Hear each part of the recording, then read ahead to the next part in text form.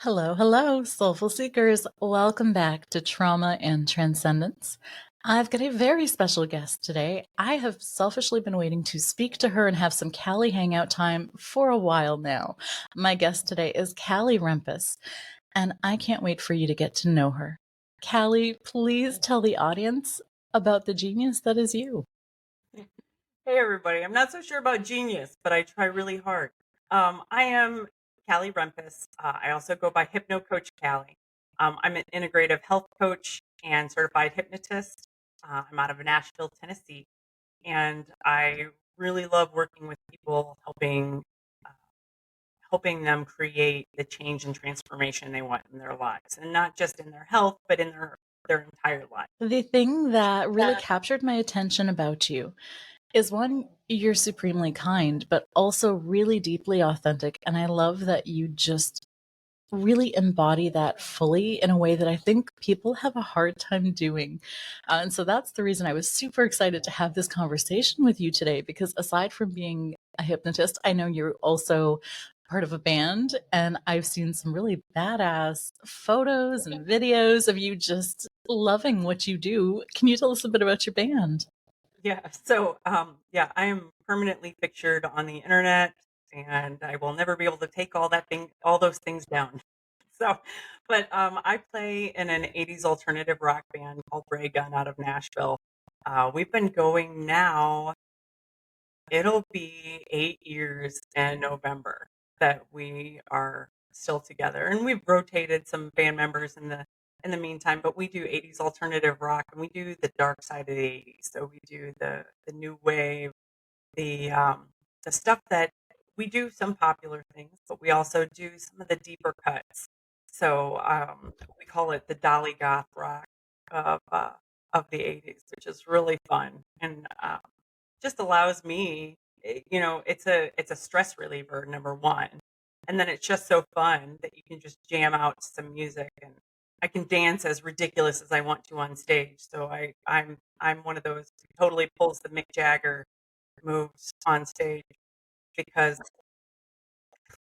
I can't hear music and not move. That's just, Oh, it may not be yeah. the prettiest, but it's gonna be high energy. Was it always that way for you, or did you have to work through some blocks to be able to get to that level of authenticity and being in the moment? So I think it's evolved over time, definitely, but I've always I've always loved performance art. I've always loved to watch performance art on stage. And one thing that always kind of perturbed me a little bit is I would get bored when I'd see a band just standing there playing. And like, I want to see you get into your music. I want to, because I want to get into your music because I can't sit still. So I kind of feel stupid if the band is standing there and just playing and I'm like rocking out, like, I just don't care, which most of the time I don't. So um, I always wanted to portray that on stage to give my audience permission to get into my music and to get in my performance. And by doing the only way for me to know to do that is to do it myself. So it's all about energy and what you put into it. I hadn't even considered that. That's so beautiful. I love that you create that space and you hold that container for people to do that. And you know that is what it is at the end of the day, ladies and gents. When it comes down to it, when you're doing things, we're so quick to make it about ourselves, and then people get caught up in that, and they can't get off that roller coaster ride of, oh God, what if I don't do this right, or if I'm not good Yeah, enough, or if I make a mistake, heaven forbid. Right? right, Yeah, right. it's like, And well, it's how not about we about just focus on showing making up it. and be in Yeah, service? show up, be yourself. You know, it- that's one thing. Like I love music. I'm always dancing around the kitchen or dancing around the house or dancing. When I was a kid, I was the same way, and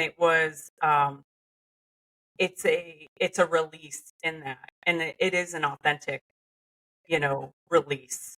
And I want people to feel that. I want people to just to enjoy it and have fun and do whatever they want to do. Um, when it comes to hearing like some of their, especially the music we play, brings you back to a time when things were probably a little bit simpler for all of us, Right. right? So it was a different time, and it's an awesome place to go back to and just have fun with. There is something really special about movement and dancing and enjoying music that I want to say is neuroprotective. I can think of really traumatic points in my life. And I want to say the reason that it didn't become like full on PTSD back then was because I danced so much. We do not like the same music at all. I was That's a okay. 90s, yeah, no, I was the 90s dance girl. So right down to the platforms and all of those things. And I still listen to the same shit today. I love it. It I is what still it listen to is. boy band. Do you? I do. I wouldn't have pictured that. Oh yeah. So that's just one genre. I love all different kinds of music. I'm not a one thing I've never really gotten into was I don't get into country music that much, to be honest. I'm more of a rock or a pop girl, and I definitely love me some pop music. And I totally got into it. Um, I think, and there are some aspects of country that I like. It's just one that I just haven't gotten into as much either. So, it's okay to span that or not span that or, you know, um, there's so many different genres. So, gosh, have at it. It's all I subjective. mean, I think unless you're line dancing, it's not as somatic an experience to slow dance. So for me, when I was dancing to the 90s dance mix music, there was a lot of movement. And so I wasn't really staying in one state for very long. I learned how to move through emotional states very fast because of that. So I think that's why like trauma didn't stick as much as it could have for me. Uh, and I don't know about you, but that's one thing I see a lot in people and people who do have trauma. If they don't move, they don't get into music, they don't enjoy arts, they stay stuck in those states. No, I completely agree, and I see the correlation there as well. And I'm gonna quote T Swift here for a minute with she had that song "Shake It Off," right? And that is something that I use in just like if you look at nature in general, like animals, right? When they go through fight or flight and they go through that flight and they have that adrenaline rush, and when they're finally out of that and they're safe, the first thing that animal does to calm down is shake it off. Like they go through this full body vibration to shake off that state. And it's something that we should be doing as well. Like when we have a really stressful situation. I actually wrote about it about a year ago. I actually auditioned for another band that was a big tribute band. And when I went through the audition, I had one of those situations where I made a mistake, and then I made another one, and then I made another one, and by the time I left there, I was like, "Oh my gosh, I just blew that audition." Like, I just blew that audition, and I was just heavy. Like, it was and I literally went out to my car because I had to go to my brand practice right after. It was really kind of funny. And I stood at my car outside the studio, and I literally shook my whole body. Like, "Get out of this. We're getting out of this right now. We're not doing this. We are not bringing this to practice. We're not doing this." And I wrote about it on there, on my Warrior Life Mindset group, because it's a real thing. And I completely agree with you. Like that movement, that dance, it just allows that just to get out of you, that tension, and allow that good energy to come in. So I'm with you on that. If we watch little kids, they do it all the time. They do it instinctively, they do it naturally. They know they have that hyperventilating type cry that they do, and it's the same thing. They're shaking the body. I love that you immediately caught it and you're like, nope, not staying in this. I'm going to shift this right now. And then went and had a good practice after.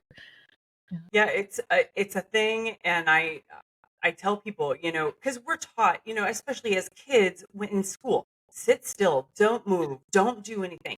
You can go outside during recess, and that's it. Um, it's really important, like that movement you miss, and those kids miss that. And there's a reason they're like, oh, he's hyperactive. No, he's a child. They're children, and that's what they do. That's one thing. That's just my belief on it. I know there's much more to it, but that is one thing that, we're trying to contain this energy that these kids need to get out. Yeah.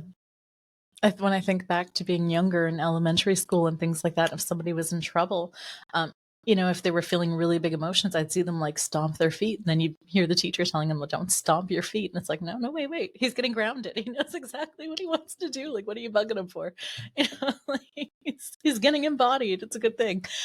But yeah, we try to move that out. It's such a weird, unnatural thing that we've done in society with that. But that was one hell of a tangent. We'll come on back. In any case, I want to hear more about your warrior life group that you'd mentioned. What is that Yeah, so about? I have a Warrior Life Facebook group, and it's a free group that I just try to give tips and real world advice for people coming on. And you can find it. It's Warrior Life Mindset group on Facebook, um, and it's just a great group with a great bunch of people that it's all about just bettering yourselves every day. What little things can we do to make our lives better every day? Because we're not stuck here. We're stuck here if we keep ourselves here, and it's all about progressing and doing more for yourself. And what do I need today? Maybe I don't need this, but I need this. And maybe tomorrow I don't need this, but I need this. And it's figuring out little things that work for you as you create your best life. Yeah, I really like that, and I think having that focus on the mindset is really so important because there's so many things that our body just again intuitively knows. I'm thinking about like the past few months. I've been up and down on a weight loss journey. Previously did keto, had wonderful success, lost 70 pounds, had trauma, gained it all back, and then some. And then keto just stopped working in my body in the way that it had previously. And I think that was, again, trauma response. It's taken time for that to reel back. And somewhere in the journey, there have just been moments where it's like little hits of, oh, I need collagen. I don't know where that came from. I don't know why. It was just an immediate, no, I need this. There's something about this that I need. So it's really important to like look at those little things of, oh, what is one more thing I can do today without it having be like, oh, let's go for a full on overhaul here of my lifestyle right in this moment and expect to hold it for, several months. For sure. And that's exactly what we're talking about is you have to, number one, everybody's different, and every client is different, and every person is different. Everybody's weight loss or health journey is different. And that is something that people have to realize, and mindset is absolutely key in maintaining that. And when you have traumatic experience like that can definitely affect any kind of diet. Like if you said you were going keto for a while, that can absolutely just say no. Yeah. It's in What that I've learned brain saying, is not to even compare my own results to before because the body's not the same as even it was then. So the responses are entirely different. It's like, wait a minute, this used to work well for me. And I'm having to realize, this is not the same body. yeah, I you got get to to play change by it its up. rules. Fun. Yeah, and it's a listening. And Yeah, another thing is teaching people to listen to themselves. Like, stop for a minute. What are you really feeling? What are you thinking right now? What is really going through your head? What's really going through your body? Where are you feeling? Are you feeling tension? And getting, because another thing, at least I was never taught as a child, like how to listen to myself. And it wasn't until, you know, embarrassing much into my adulthood life that I learned to, okay, just sit still for a minute and listen to your thoughts, listen to what's going on. So and it makes a huge difference when you're like, oh my gosh, I'm so hungry, and then when you really sit there, you're like, oh my gosh, I am so thirsty right now. When was the last time I had a right. glass of water? Yeah. you know and it seems silly in a way, but it's so imperative how our body automatically shoots off these markers to, hey, do something, do something, do something, and we interpret it as, oh, I just need to eat, or I just need to do this, or I just need to do this. Um, and then part of it's the dopamine, like serotonin response. There's so many different aspects. So Right. yeah, you're absolutely right. There are so many different aspects. It sounds like weight and conditioning is something that you work really integrally with. For sure, for sure. So most people come to me for they need help with their weight.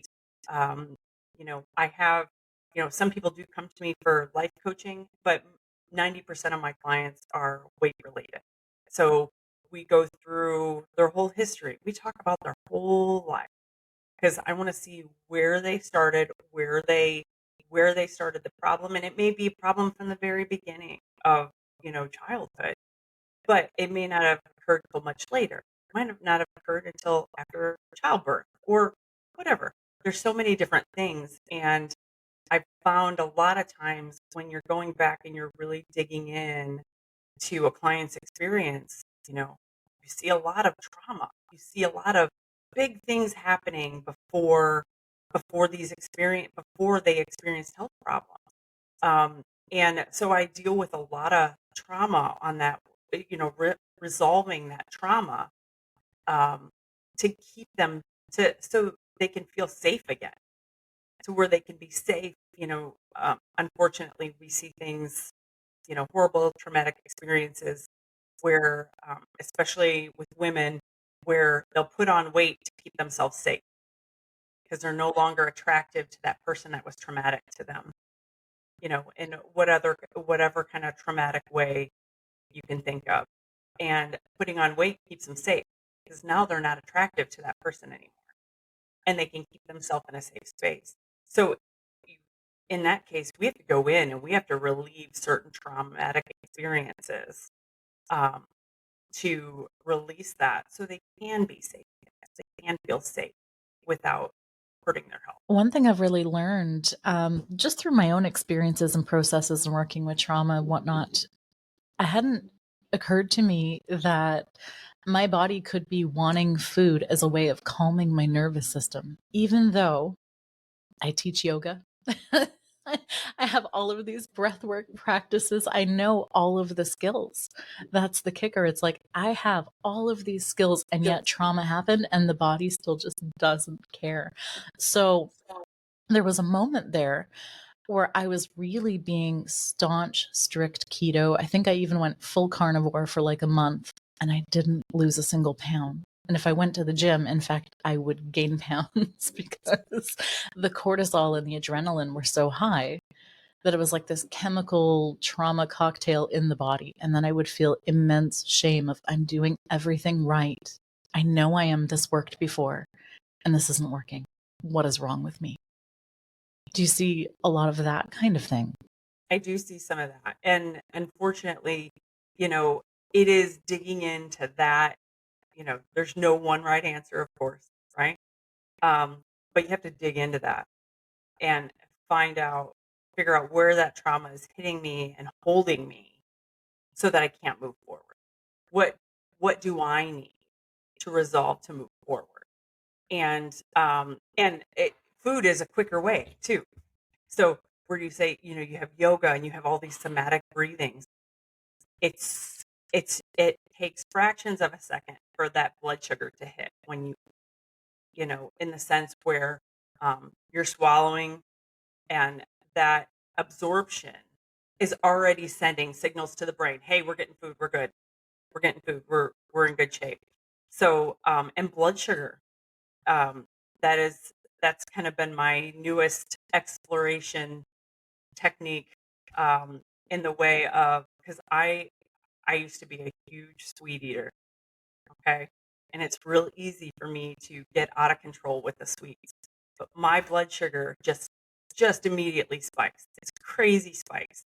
And those cravings, that I have were directly related to how quickly that blood sugar spiked and then how quickly it dropped. So, um, your body wants that comfort and it's going to go for the quickest way. What is the quickest way it can get there with the least amount of effort? Because we're taught to survive. So, you know, our body's saying, okay, what's a quick way I can do it? And I can get taken care of right now. I don't have to wait. I don't have to take time to do it. I don't have to take time to do yoga or breathing. It wants that immediate fix. Um, and that's part of it. And it's something too, like I said, I'm doing this whole blood sugar thing right now that I'm fascinated It's a with. huge piece. For sure, for sure. And there's sugar in everything. There's sugar in everything. Yes. So any processed food you have is going to have sugar in it or some kind of sugar. Um, Yeah. it's just Even amazing. when I went carnivore, too much protein, too high a protein can actually spike glucose as well. Like, Yes. Yes. too much of a So, good thing, right? So, yeah. yeah. And we don't talk enough about the sugar and the sugars in your blood and how it affects it. And then again, everybody's different too. Everybody's different in how fast their blood sugar flies up and how quickly it comes down, So Um, it's a fascinating process. And so when you look at it, there's always another thing, I'm going to figure out the blood sugar and then something else is going to come up. We're so complex, but yeah, it's really fascinating. I can understand why you work on mindset first, because if the mindset's not right, while you're working on the other pieces of the puzzle, which there can be numerous, I'm finding out. And then now, as a woman in my 40s, there's the other piece of perimenopause, and it's like, oh well, this is new, this is fun, great. We're going to be doing this for a while, huh? Okay. Right there Like with you got to you, have that strong mindset. Yeah. for How sure. does somebody know if their mindset isn't a helpful one? What would be some of the things they could catch themselves in or look out for? Absolutely. So the first thing is going to be, how do you talk to yourself? Is the voice that's talking to you telling you, "Oh my gosh, you didn't do a good enough job here. You didn't do this, you didn't do this, you didn't do this." Or are you saying, "You know what? You're going to get past it. You're going to move through it." And you know, I don't know, I have not met one person who hasn't had some negative self-talk, right? And one thing I have to remind my clients and my friends and everybody who's doing this is that negative voice is coming from negative people that they've heard in the past, right? Those people aren't them. So why are they internalizing what that person says? Why are they internalizing what that person says? And you have to bring that to mind. But I'm also a very visual person, so I have to, when that does happen for me, because I have it too. I'm much better than I used to be, but I will occasionally have something that happen. And I literally have to say, no, push it out. I'm going this way. This is where I'm going. And I keep the visualization of what I want to be. What do I want to feel like? What do I want to look like? What do I want to, what do I want for my future? And I keep that so that I can push that out and say, no, I'm going. This is not where I am anymore. I'm here. And it takes some work and it takes some practice, of course. Um, but it has been extremely beneficial. Yeah, I can see that for sure. And I think we've become so conditioned to wanting the quick fix, wanting things to be instant gratification, especially with the internet and the way that it's changed our brains. So setbacks are going to be natural, they're going to be normal. And I have to remind myself constantly of when I lost the 70 pounds on keto the first time. It wasn't because I had 7 months of perfection. There were moments of, you know what, today's a baked potato day. I don't care. That happened. But I didn't let it hold me up. It was like, okay, I'm having one good carb up meal and I'm going to move right along. Yeah. Yeah. And you were better than I was, because I'll tell you what, when when I went through it, I grew up a big sugar. I was very much um sugar motivated. I had a huge sweet tooth. Um, I still have to very much watch what I eat in the way of sugar, because I'm easily triggered to get back into that habit. So I very much have to watch myself on that. But I remember one Christmas, my husband and I live in Nashville, and it's just us down here now. My daughter lives in Boston. My parents and my brother and sister all are in Indianapolis. So we were kind of by ourselves. And I made my grandma's sugar cookies. Those are my favorite, is her little rolled out sugar cookies. I think I ate that whole batch in or close to that whole batch that one night. Mm. And I was like, what am I doing? And then I just went, you know what? I'm okay. It's going to be okay. This isn't like the end of an era. It's not, a slippery slope. It's I had to catch myself and be like, I'm okay. I needed to do that. I did it. Yeah, and we're going to get past it. There's so many things in there. There are just so many like different points to look at. But right now, I'm actually in the throes of fighting with Candida. So, Oh my so gosh. Yes. when you're saying, sugar habit, I'm just like, or is it the gut bacteria that's saying, hey, you've been feeding me like this for so long now, you expect me to change, Right. And that's absolutely going to cause those cravings and that, yeah, because that candida wants that sugar. They want that quick, what will result in the sugar upswing quick, for sure. And it's not an easy road. And I give it to you because it's not easy. We can talk more about it though. But yeah, Is not a fast one. no, I it is do not. have something that is immensely helpful. So something that I have been doing. So aside from fasting, I'm pretty good about fasting. I'm able to do it. I can do long fasts, and it doesn't phase me in the least. As soon as I get past that like 18 to 24 hour mark, I'm good. I can go for a 72 hour fast. Um, and I know that not everybody has gotten to that point yet. What used to be hard was after fasting, then I would have to be careful not to like binge.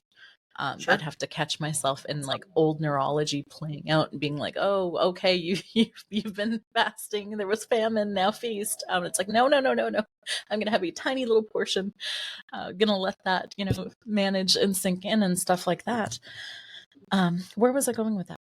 Yep. Something I've learned actually is to make a cinnamon and clove tea.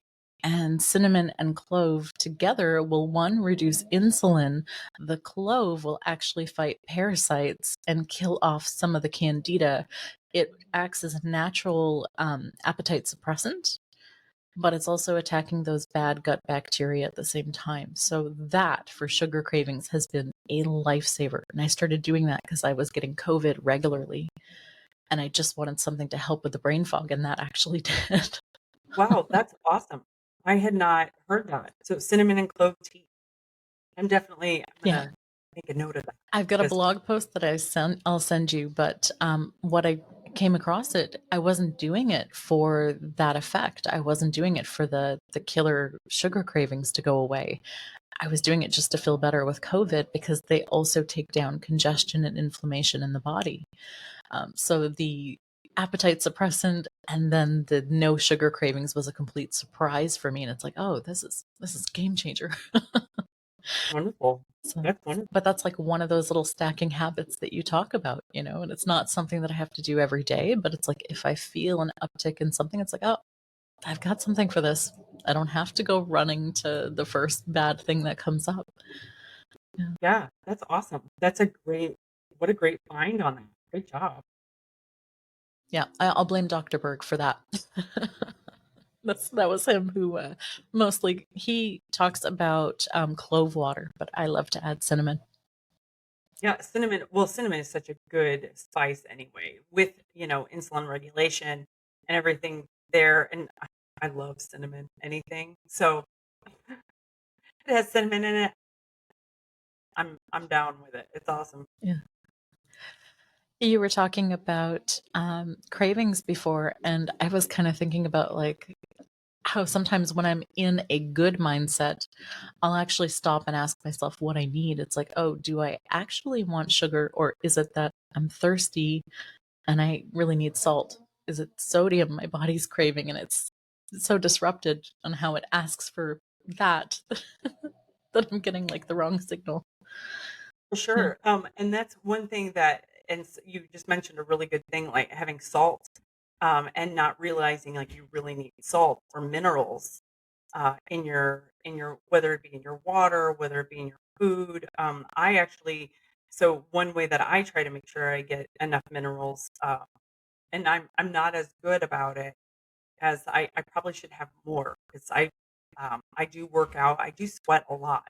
So to be gross. But I do, and you have to I've seen replenish it. pics. You are a baddie in the gym, 100%. It is, yeah, Don't let her be humble on this, ladies and gents. it's how it's one thing I do um I really push in the gym.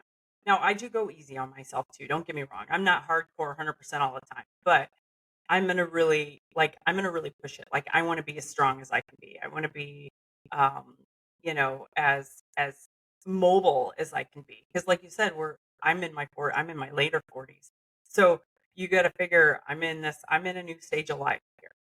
So I'm with navigating hormone changes and everything else, it's really important that we maintain our nutrients, our minerals, our vitamins. One thing I do, I put salt in my coffee. So I have a couple cups of coffee in the morning, and I will put a little bit of Celtic sea salt in my coffee. And then I make the darker coffee 'cause it's a little more bitter, and then I put the salt on it, and it's less bitter. Look at now my coffee tastes better. So now I can't go anywhere without putting the salt in my coffee. Yeah. But My it's mom a really actually, when she good. used to bake, she would add salt into her recipes to bring out the sweet, and I always Yes. remembered that. Yeah. Yeah, and that's one thing, I have a beloved recipe from my grandmother. She made banana bread, and there's a little bit of salt in there, and without the salt, it tastes different, and we're talking only, like, 5 or 6 ingredients. So we're talking, like, flour, eggs, sugar, bananas, and vanilla, you know, and I think, baking powder, right, or baking soda, and if you don't put the salt in there, like, it changes it. But, yeah, there is a difference. I now put it a friend had told me that she puts it on her watermelon, and I was kinda like, I've "I love heard that. watermelon. I Yeah. love watermelon, but I don't Yeah. wanna put salt on it." Oh, now I put salt on it. I put salt on it now and I eat it. And you want it to be the one good thing is don't just put iodized salt on there. Get yourself a good Celtic sea salt or a pink Himalayan sea salt, something that's got the minerals still in it. And put just a little bit. Don't put I'm not saying sprinkle it all over, but it makes a difference and it does bring out the sweetness. Same with tomatoes, right? There's another good one. But yeah, that's a thing. It's a good thing. And I think maybe that's partly why, though, our brains get that signal mixed up of craving sugar or food when actually what we are is seeking hydration. We're, Right. we're Right. thirsty. Yeah. Yeah. And you don't have to worry so much about I did have a client ask me, like, if I put salt in everything though, aren't I gonna blow up? Am I gonna like retain all this water? And I'm like, we're not putting in tablespoons of salt. We're just sprinkling a little bit in your drinks on occasion, on your food. We're not talking massive amounts of sodium.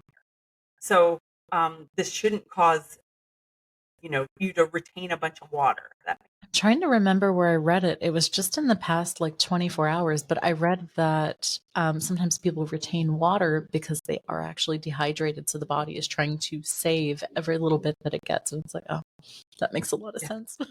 Then you have that, right? And part of that too is your body's not getting the minerals it needs, so it's holding on to whatever it can, trying to, it's um I'm gonna probably make an unequal, comparison here, but it reminds me of where women in perimenopause, for instance. So as our estrogen is depleting, we have a secondary bulk storage of estrogen in our fat. So what happens is our bodies start to deplete our muscles, and then it holds on to the fat because it's trying to hold on to that estrogen storage. So there's another thing. So have you heard the term menobelly? Right? The belly, right. So our bodies are trying to hold on to that fat because they're trying to hold on to those hormones, which, you know, I'm equivaling it to salt here, but it's not an exact comparison, but it's similar, where our bodies will hold on to something in hopes to to have that secondary gain from it. So, I didn't know that. um, That's incredible. yeah, it's this is why I recommend for as long as you are physically able, you check with your doctor, there's no issues.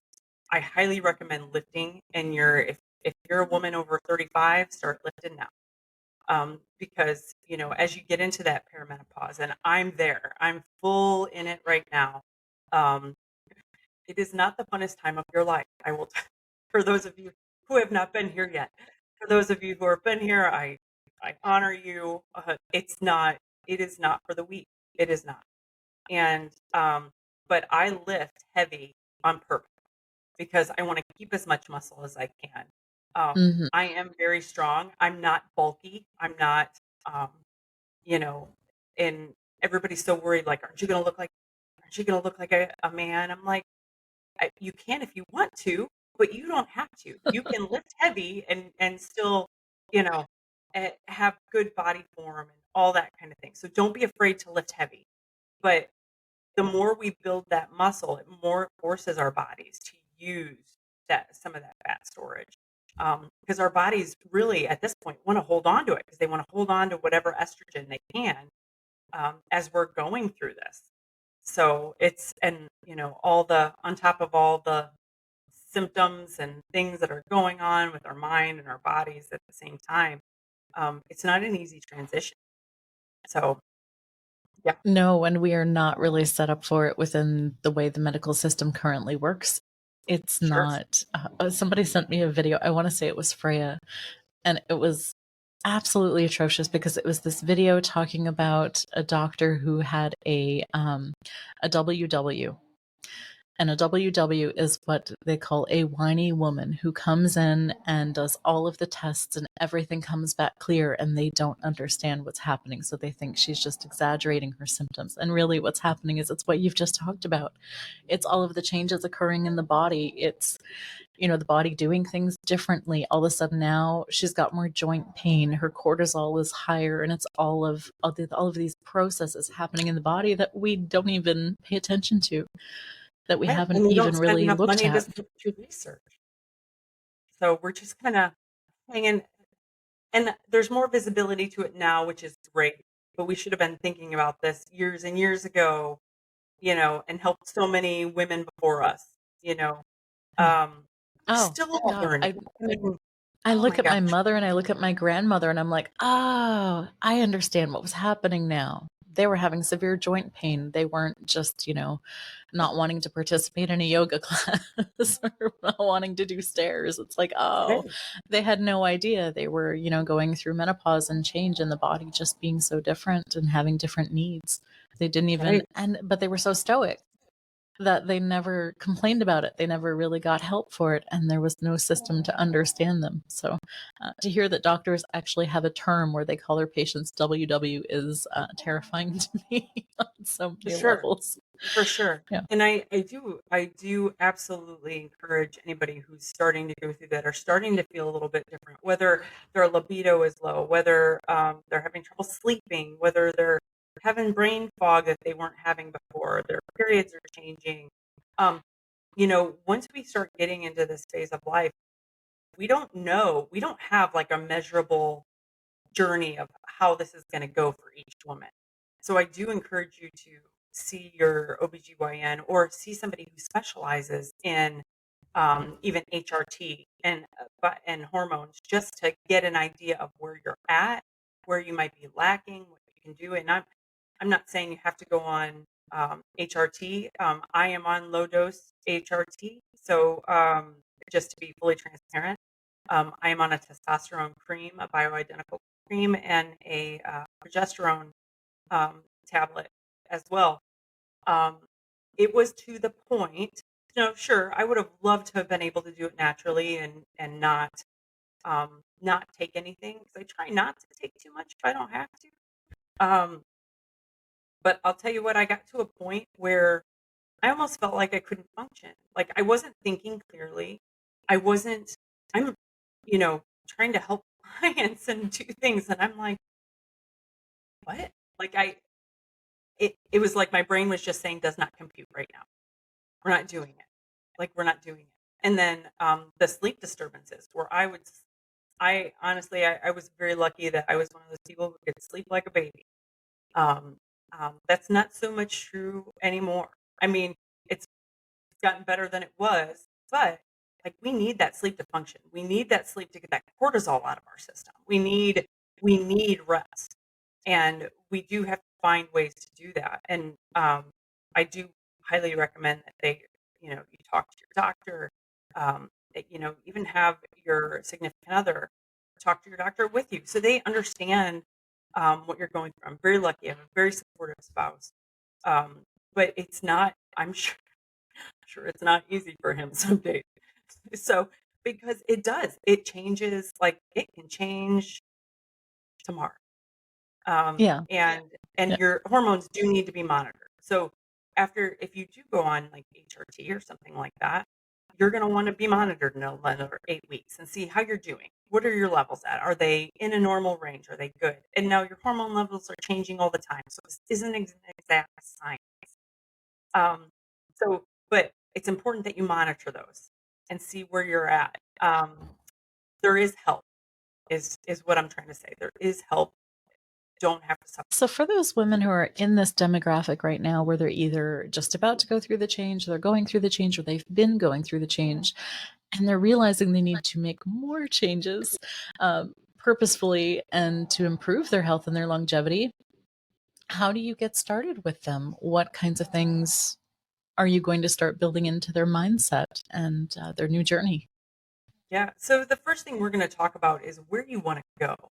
What do you want overall? Like, is there a certain way you want to look and feel and be? And there's no shame in having that. I want to look this way, or I want to. Everybody gets kind of weird about vanity, but it's a real thing, and especially for women who are, when we grew up, we were taught we were supposed to look pretty and all the things, and that mindset doesn't just leave you.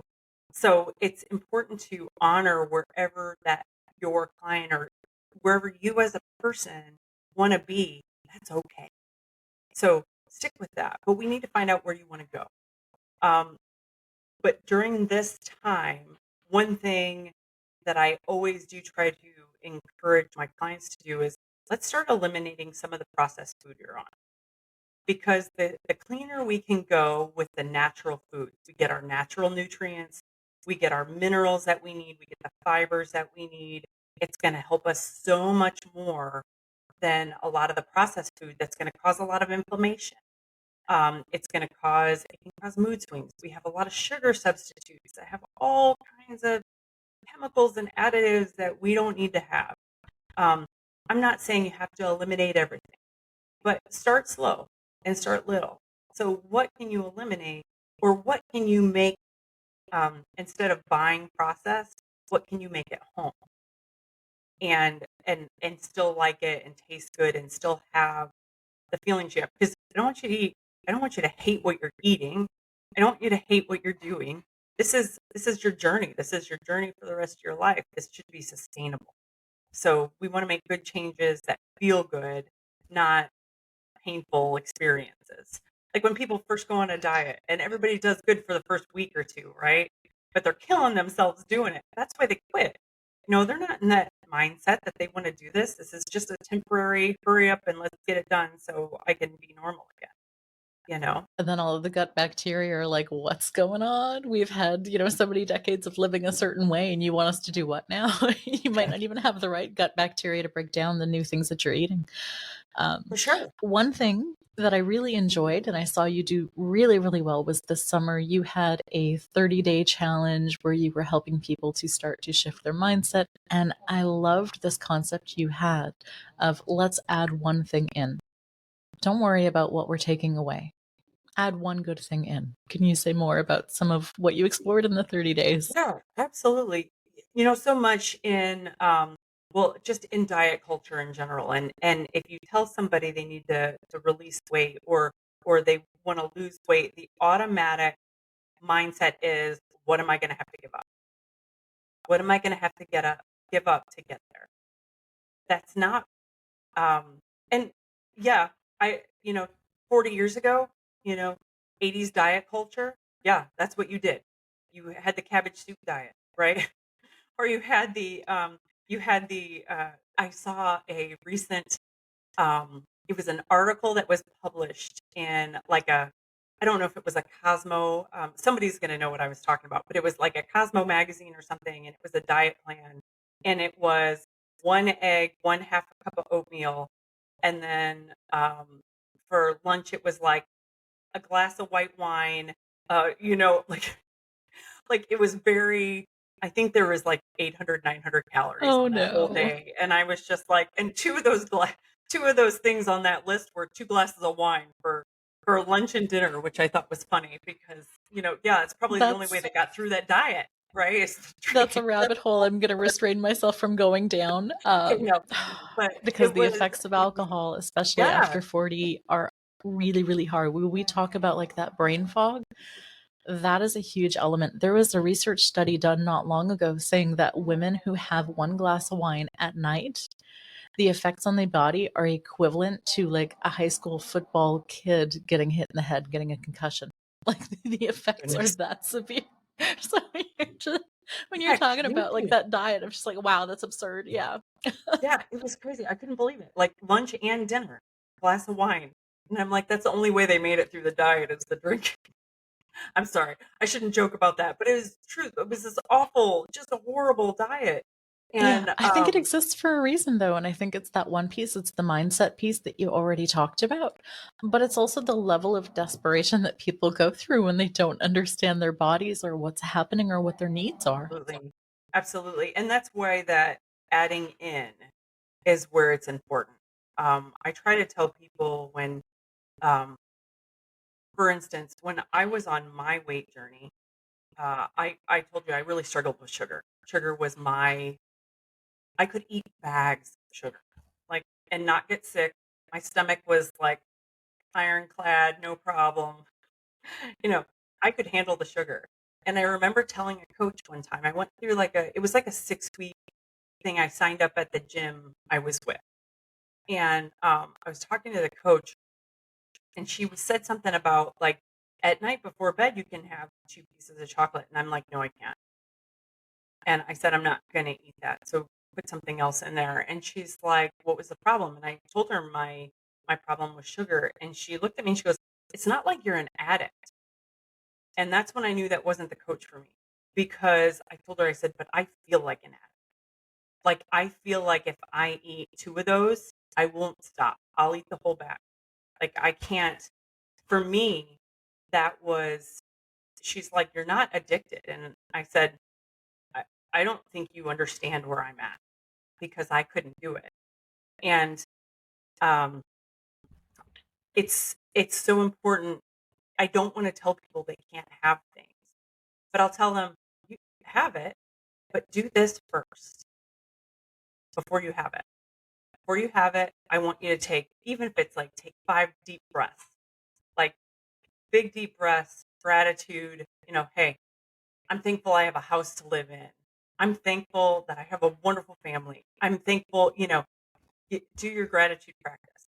Have things, but add in because those things are going to be the addictive thing that becomes and replaces stuff. Because you'll get to a point, and it may take a while. This isn't a quick fix.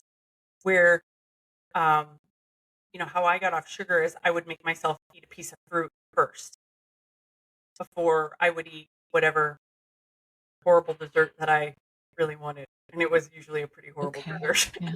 So, I but thought you were going to say like first thing in the morning because I'm the opposite. If I have something sweet first thing in the morning, I am in trouble for the rest of the too, day. I am too. But I if I can't do a eat sweets in solid the morning. protein, I'll be okay. Yeah. Yep, I completely agree. I have found that for myself as well because as soon as I get on that blood sugar spike, I stay on it all day long. Um, so it is, but before I would have something sweet, and this would be later in the day. It would not be first thing in the morning because yeah, if I start first thing in the morning, I'm downhill. All those If you sugary go low cereals when I glycemic though, so if you're sticking with like the berries and sugar-free whipped cream, by the time you do that, you're not even going to want dessert. You'll be right. fine. Well, and that's what ends up happening. So you're eating this fruit, and I love peaches, and I had these wonderful Right. oranges one summer that were just so sweet and so good. And I must have been craving vitamin C because all I wanted was these oranges, and I just ate a ton of them. There's a local bar in the area that would use the orange peels, and they would give me the oranges after they took like all the peel off of them. And I would eat the crap out of these oranges, okay? Yeah. So And you didn't even have the deterrent of having to work for it, because it was already no, done. right. Thanks, but no thanks. You're not helping me. I ate so many oranges that summer. It was so great. But it was when I would eat that and then I would eat the dessert. And for a while that was fine. And then all of a sudden I was like, man, I just want another orange or I just want another peach. And it started replacing that that extra thing that I didn't really need, whether it be a handful of Oreos or a piece of chocolate cake or whatever. It started tasting more chemical. It started tasting more fake. It didn't taste like that orange did. And it didn't I know some people would be like, that can't happen. It really did. It literally changed my taste buds to where I went back to eating some of this and I'd be like, Yeah. it's not as good as I remember. That's how people are eating raw onions like an apple, because if you go and you get fat adapted within 30 days, you will smell chemicals in the air. Like, I can't be full out astringent keto and go into a Walmart. I can smell the processed. It's like I can't even, when I think about like Domino's pizza or something, I hate to call them out, but there is something in there that is not natural, and I can smell it. And so It's there's that weird connection in the brain that happens where you're like, "Ooh, I'm craving this thing." And you haven't had it for like 30 days. And then you smell it and you're like, "I don't want this. This isn't what I remember it being." Do you see that often? yes, all the time. All the time, especially with It's so myself. weird. I Yeah. know it is. And it's great though, but this is where those little bitty habits we're adding in starts to eliminate the crap you don't want. And that's what helps make the change. And so I'm glad you pointed that out because I do love adding things in because I hate to feel deprived. I hate it when people say you can't have this and you can't have that. And because I had a weight problem growing up, and my mom would never say anything like that, but my grandma was relentless. You're not, you can't eat that. I should say, not my grandma, my great grandma. And my great grandma, but as you get older, that filter wanes a little bit, and she was shouldn't be eating that. Yeah. Shouldn't eat Absolutely. that. It was, yeah. So it was, uh, you have that ingrained with you. You can't eat this, you can't eat that, and you can't do this, and that nothing could be Yeah. farther from the truth. I think I had the opposite problem. It was, here's a cookie and here's one for the other hand. And come back and see me later. The woman, although I loved her, my mamere loved through food. And I think that's what happens sometimes in my nervous system. It's like, oh, what I really want is that love. I really want my mamere, Yes. that feeling of safety and security. It's not the mac and cheese, it's the mamere that I want. Well, and think about that too. Like I have the same experience. If I think back into childhood, my grandmother had 12 children. So we had our Christmases were Mine big. too. We had Yeah. big family, lots of grandkids, all running around, all that. And my grandma would make tins and tins of Christmas cookies, all different kinds of Christmas cookies, right? And those experiences that I loved with my family were surrounded by all this good food, all this, no store-bought stuff. It was fresh and it was, the turkeys and the hams and the cookies and the salads and the all the things and the potatoes and all these big and they you're surrounded with love and this good food and it creates that link with that food, which is probably why I went to town on those Christmas cookies that one year, especially because, it's that old feeling that it brings you back to that warmth and that love. Our celebrations are centered around food. I mean, not everybody's, but most people's are surrounded by food. Yeah. And it's that good I feeling. like I like what you were talking about, though, about having the piece of fruit before the dessert, because it shows us that we can still do it, that what fires together wires together. And even though we had these experiences in childhood, and yes, absolutely, you can work with a hypnotherapist like me or like Cally to be able to disconnect those, but you can also be making new ones in the process. And that's where somebody like Cally is going to be really key on your journey. You know what? And it's important for everybody, if they're considering a coach or a hypnotist, to find the right one for them. I might not be the best one for everybody. You may not be the best one for everybody, but you find one that you resonate with, that you feel good when you talk to that person with. And it's very much like doctors. You know, I've gone to a doctor that I absolutely didn't like, and did I go back? Absolutely not. No, so you're gonna find one that works better for you, and that's what you should do. You gotta find the right fit, and it's very important, and that's part of your journey too. You want everything you do, whoever you see, who you spend time with, you want them to be good experiences. You want to find the right fit. So that's very important, I think. So you made a really great point there. So if So somebody's hearing this today and they're really enjoying your energy, they like your vibe, they're enjoying the things they've heard, how do they get started with you? So you can visit me on my website at callyrempis.com. I also have a Facebook that's Cally Rempis, same way. And I'm also on Instagram, so as Cally Rempis. You can find me on TikTok at Hypno Coach Cally. And you can reach out to me in any of those places, and I'd be happy to talk to you. And so I know that you've got also the Warrior Life 4-week Jumpstart program. Do you want to tell us a little bit about that? I do. I'd love to. So I have a Warrior Life Jumpstart program. It is I call it a 4-week program. You can extend it longer, but it's all about creating these little changes. It's getting your mindset in the right place and then making these little changes. It's a pre-recorded uh, program where you can go in and you go at your own pace. So you start with week one. It's going to tell you the things you want to look at, the kind of things you want to do. It's setting your goals. You know, where do I want to go from here? Um, One thing I found is a lot of people are stuck in their own head where I'm afraid to stay here. I'm afraid to stay here. Well, good. Table that because we need to go here. Where's here? What's here look like? What does forward look like? And getting out of that fear and lack mindset to go, where am I going? Where do I want to go? So it's starting with mental and um, your mental aspects. And then we talk about food. We talk about exercise. We talk about what kind of food you're eating as we go through. And then there's also hypnosis recordings in there to help you get started. Here's your jump start for week one. Here's your jump start for week two. So you have each week has its own hypnosis recording. And then there's also supplemental recordings. So if you're struggling with cravings one day, if you're struggling with energy one day, if you need help sleeping, there's one in there for that. So there's supplemental recordings that you can go through as well to just keep yourself back on track. And these are just keeping your goals in mind. These are um, helping you create that path to actually be able to see where you're going, where you want to go. So it's a 4-week course. You know, like I said, at your own pace. It may take you 2 weeks to do week one, and that's okay. But then each one of these weeks is buildable. So for your mindset on week one, you can also build onto that and I want to go a little farther with this.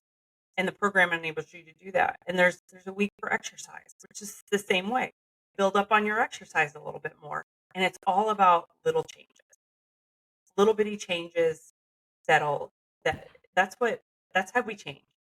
So it's not doing it all at once. It's the little bitty changes. I did have a client say, "Oh, I already finished weeks one and two," and I'm like, "Dial it back a little bit. Just dial it back. I just concentrate on week one. You're on day 3. I want you to stay on week one. I want you to at least stay on that week one and extend it." And yeah, it'll you know you need time to integrate, and then that goal may change. That goal for week one may change for you. So it's finding yourself in that. That sounds like a really powerful foundation to start and then to also really learn some things through the process. Maybe that person who wanted to jump in on day 3 and head into week 2, I wonder if that was, just their mind, their body, their spirit showing them, hey, there's a little bit of fear here that you're not going to be consistent. So rush in and do all the things, Right. rather Right. than, no, you can trust yourself to see this through. Yeah. And Yeah. that's what I tried to tell you, that everybody, you can trust yourself. This is just a little bitty thing. This might take you 5 minutes. Don't worry, it's just 5 minutes. It's just 5 minutes. It's like what I tell people when I don't want to go to the gym, because there are days when I don't want to go to the gym. I'll be like, okay, 10 minutes. I got 4 sets in. I got to get 4 sets in. Okay, I can do that. And then I end up staying and doing the whole darn thing.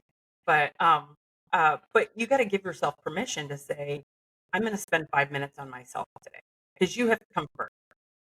We have to, especially for women, we're taught not to put ourselves first. And we have to put ourselves. And I'm giving you permission right now, like Amanda, myself, we are giving you permission to put yourself first, because you have to. It's huge. It really is. That's huge. And then I love that you touched on this point. I spoke to, you know him very, very well, Matt Dixon, a Oh, yeah, little love while that. ago, and we were talking about like ways to make yoga more consistent.